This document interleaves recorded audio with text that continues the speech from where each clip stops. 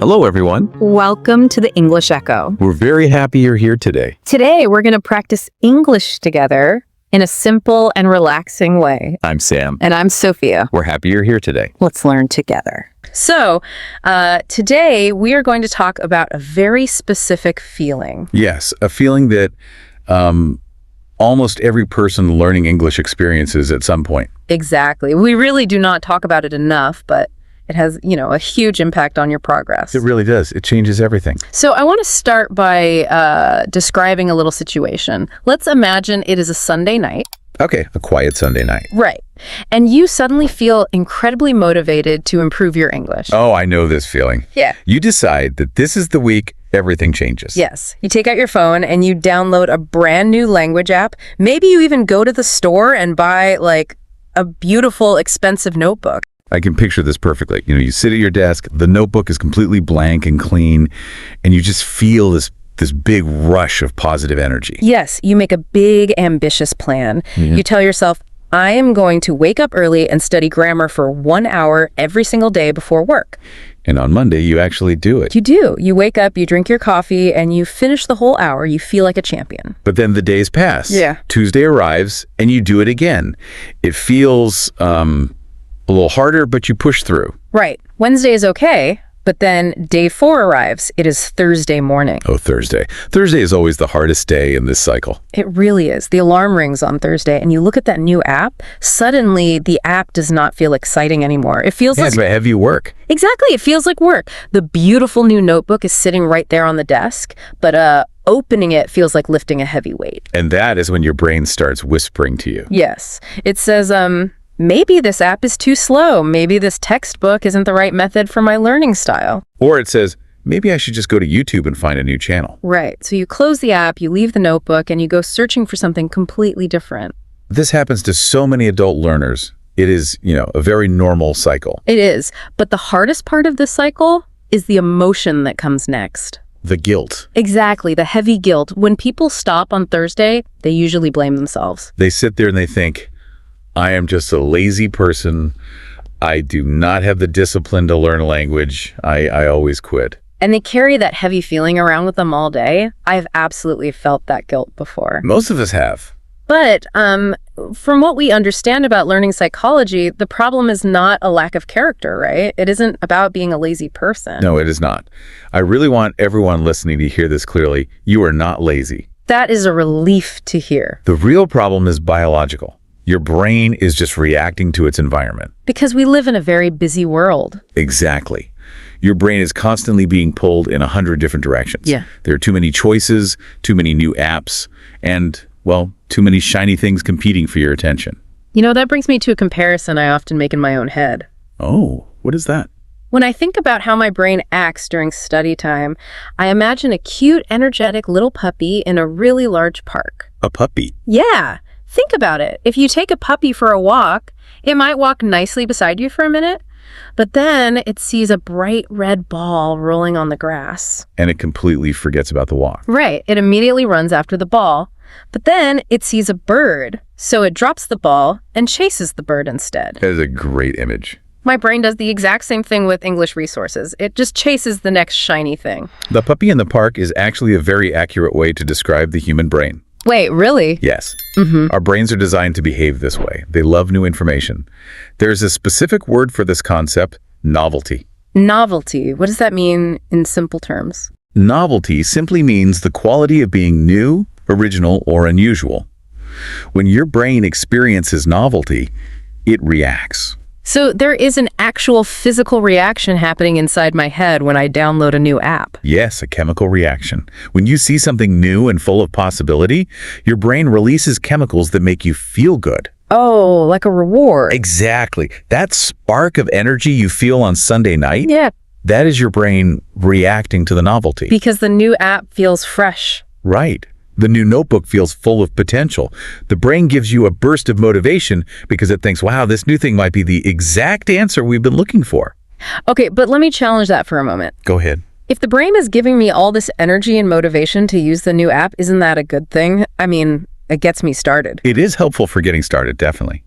But it is also a trick. A trick? How so? The brain is confusing the feeling of newness, with the feeling of actual progress. Ah, I see. Just because an activity gives you an exciting spark does not mean it is actually effective for your learning. And here's the real problem. Novelty always disappears. Because nothing can stay new forever. Exactly. It is impossible. So by Thursday, the app is simply not new anymore. Right. By Thursday, you know how the app works. You have seen all the colors. Yeah. You have heard the little sounds. The novelty has completely faded. And because the newness is gone, the brain stops giving me those reward chemicals. Yes. Suddenly, practicing feels normal, routine, and, well, even a little slow. You have to repeat the same vocabulary words again and again. You have to actually think hard about the grammar. Exactly. And because the chemical reward is gone, my puppy brain just drops the toy. It says, "This is boring now. This must be the wrong method. Let's go find a new video to get that exciting feeling back." That is exactly what happens. We confuse a lack of excitement with a lack of progress. But real progress often feels a little slow, doesn't it? It does. It requires repetition. Just because an exercise does not feel like a thrilling adventure anymore does not mean it has stopped working. Right. Real learning happens after the novelty fades. That is such a crucial point to remember. Real learning happens after the excitement is gone. Yes. But, when we start feeling bored, we usually start looking for an escape door. And this leads us into a very tricky situation. It really does. We fall into a trap that looks exactly like studying, but it is actually just a distraction. Educational distractions. Yeah. They're the most dangerous kind of distraction. Let's talk about that, because I am definitely guilty of this one. Yeah. Let's say my schedule says I need to practice speaking English for 30 minutes. Okay. My goal is to physically talk out loud. I sit down and I feel a little tired. So what do you do instead? Well, instead of speaking, I open up a video platform. I find a popular English teacher, and I watch 5 videos about how to speak English confidently. I see. I sit there for an hour. I even take a few notes. Now, wait a minute. I am listening to English. The teacher is giving me good advice. Why is this considered a bad thing? Because it is giving you a false sense of accomplishment. You feel like you are working hard. You are hearing the language. I definitely feel productive when I close the computer. But we have to look at your original goal. Your goal was to physically practice speaking. Watching someone else talk about speaking is a passive activity. Passive, meaning it doesn't take much real effort. Exactly. It requires very little from you. You are sitting comfortably while the teacher on the screen does all the hard work. But isn't any exposure to English helpful, even if it's passive? Exposure is helpful, yes, but it cannot replace active practice.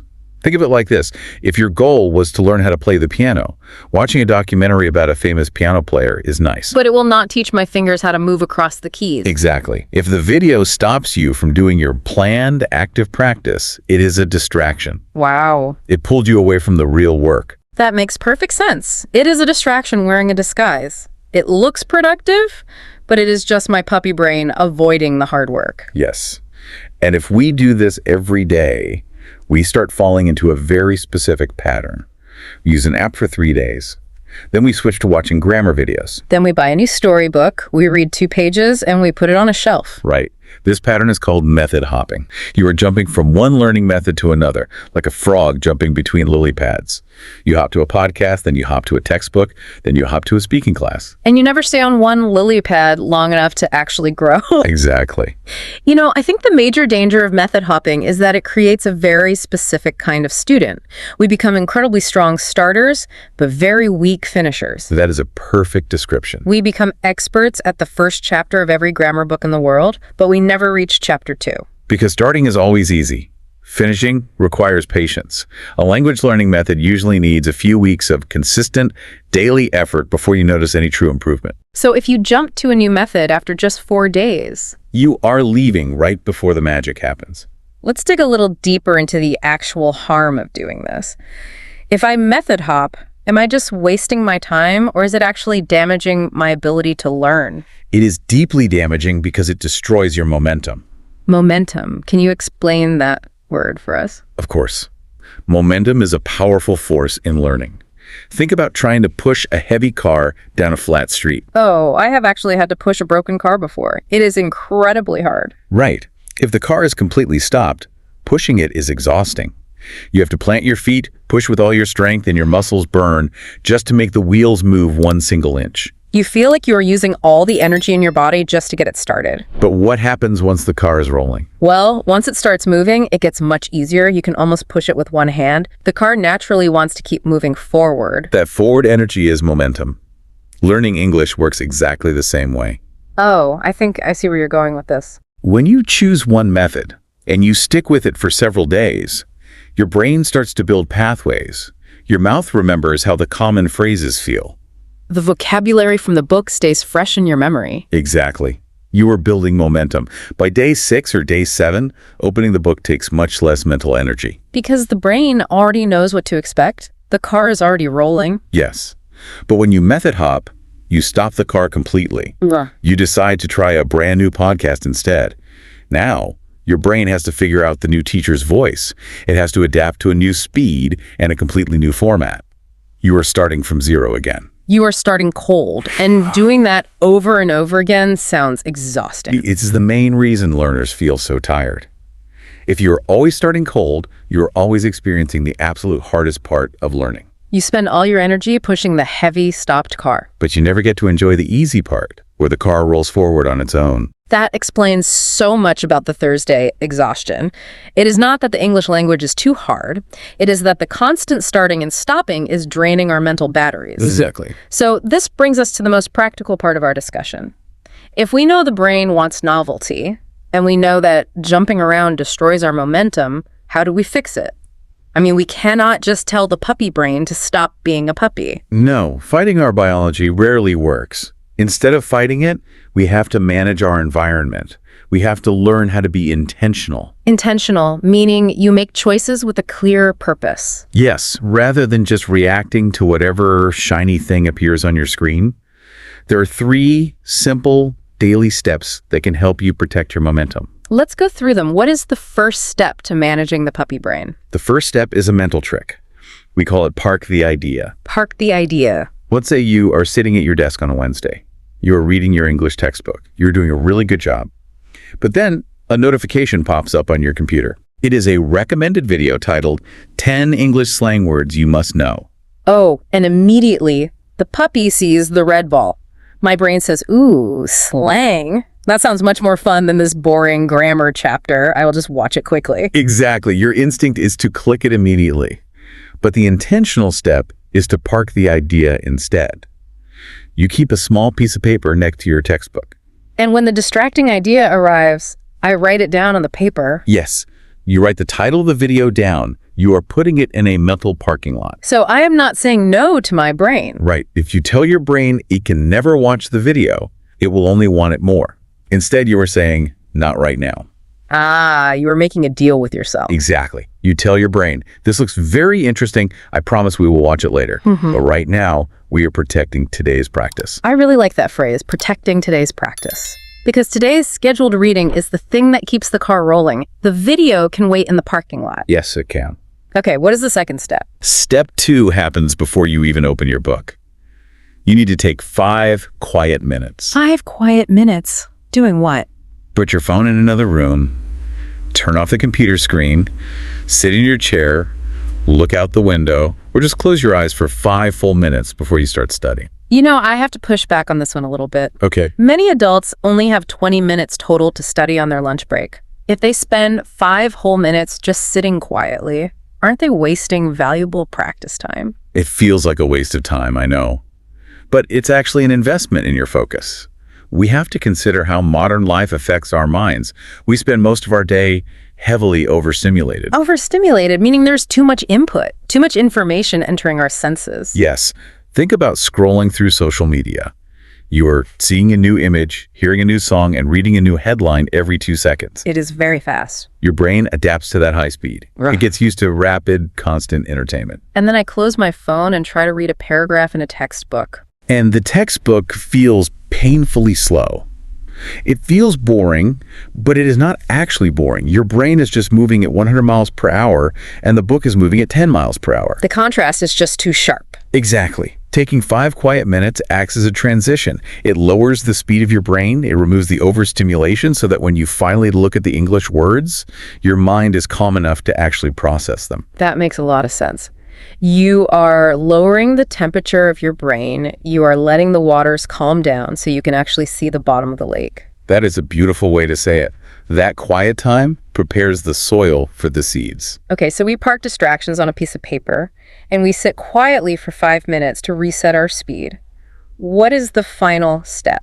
Step number 3 is about setting the right target. Finish one small thing. Finish one small thing. Yes. Do not sit down with a plan to conquer the entire English language in one afternoon. Do not plan to write a perfect essay or read a 20-page chapter. Right, because those big goals usually lead to quitting on Thursday. Exactly. Pick a task so small that it is almost impossible to fail. Can you give me an example of a task that is impossible to fail? Read 5 sentences out loud. That is it. Just 5 sentences. Yes. Or write 3 short sentences about your breakfast in a journal. Or listen to 3 minutes of a podcast and write down 2 new words. That sounds almost too easy. If I only read 5 sentences, am I really making progress? You're making the most important kind of progress. You are building the habit of finishing. Oh, right. Because earlier we said the problem is that we are strong starters and weak finishers. Exactly. We often plan massive study sessions, get overwhelmed, and quit. By planning something incredibly small, you remove the fear. I see. The psychological benefit is huge here. If my goal is to read a whole chapter, looking at the thick book makes me feel tired before I even start. But anyone can read 5 sentences. It takes 90 seconds. And what happens when you finish those 5 sentences? You feel successful. Your brain registers a real victory.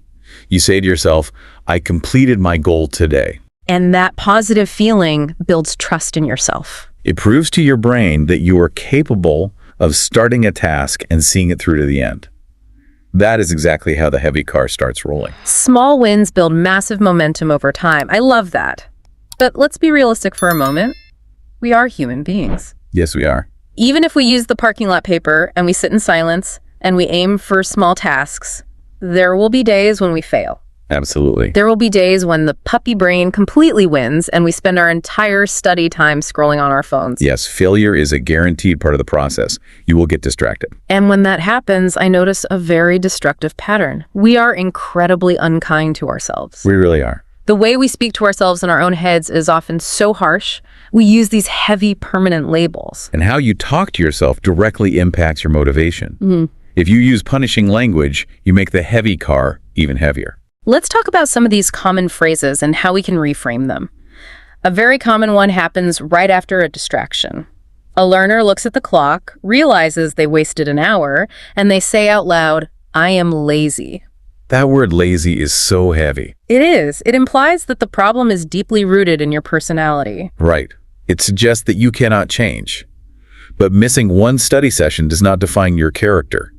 We need to separate your identity from the temporary behavior. So how do we change the phrase, I am lazy, into something true but helpful? Instead of defining yourself, define the situation. Say, I am having trouble staying focused today. I am having trouble staying focused today. I really like that. Adding the word today is so powerful. It is, because it means the struggle is temporary. It is just the weather right now. It is raining today, but the sun might come out tomorrow. Exactly. It gives you permission to try again tomorrow without guilt. Here is another phrase, usually spoken by people who struggle with method hopping. They look at the 4 different apps on their phone and the 3 unfinished books on their shelf, and they sigh and say, I can never finish anything. Words like never and always are dangerous because the brain believes them. Really? Yes. If you tell your brain you can never finish anything, it stops trying to finish things. It simply accepts the failure as a permanent rule. It becomes a self-fulfilling prophecy. So how do we adjust that thought? We focus on the transition. We acknowledge the past, but we point toward the future. Okay. Instead of saying, I can never finish anything, try saying, I often start things quickly, but I am building the habit of finishing small tasks. I am building the habit. That is great because it is honest. You are not pretending the problem doesn't exist. Right. You admit you have a habit of jumping around. But the word building implies construction. You are a work in progress. You are actively trying to change the architecture of your habits. It reminds you that learning how to learn is a skill, and skills take time to build. Let's reframe one more. This is a thought that happens on Thursday when the novelty of the new textbook has completely worn off. Yes. You open the book, you see the grammar drill, and your brain immediately complains. You say, this lesson is boring. Saying this is boring is essentially telling your brain to look for an escape door. It gives you an excuse to quit. So we need to separate the feeling from the value of the work. How do we do that? By acknowledging the feeling without letting it control your action, instead of this is boring, say to yourself, this lesson feels slow right now, but it is helping me build momentum. This lesson feels slow, but it is helping. I like that. You accept that it isn't an exciting party in your brain. Right. But you recognize that the medicine is still working. Pushing the heavy car isn't fun, but it is absolutely necessary to get it rolling. Precisely. The repetition is the work. When you use kind, constructive language, you give yourself the patience to stay in the chair for just a few more minutes. This whole discussion really changes the perspective on daily practice. It shifts the focus away from finding the perfect, magic app and moves it toward managing our own minds. Yes, it does. I want to add one final thought to all of this. Perhaps we need to stop viewing distraction as a moral failure. Maybe distraction is simply neutral feedback. Neutral feedback. What do you mean? Well, when our minds wander, it is just like an engine light on a car's dashboard. It tells us we are moving too fast, or our environment is too noisy, or our goal for the day was simply too large. That is a beautiful way to look at it. Distraction is just information you can use to adjust your environment for tomorrow. Exactly. If we listen to that feedback, we can build a much healthier relationship with our studies. So as we wrap up our time together today, let's quickly review the core strategy. Sounds good. You do not have to be afraid of new English tools. It is wonderful to explore new videos and apps, but you do not need to drop everything and chase them the second they appear. Yes, I want to leave everyone listening with a very gentle challenge. What is the challenge? Look at your English plan for today. Forget the massive goals. Choose just one incredibly small task. One small thing. Take your 5 quiet minutes to slow your mind down. Give that small task your full attention. And when your little puppy brain inevitably sees a bright new distraction... Do not get angry. Exactly. Yeah. Just smile. Yeah. Park the idea on a piece of paper and gently guide the puppy back to the practice. Guide the puppy back to the practice. That is all it takes. Small, intentional choices repeated over time will eventually get that heavy car rolling effortlessly. It certainly will. Thank you for listening to the English Echo. Keep practicing English every day. Small steps can make a big difference. See you in the next episode.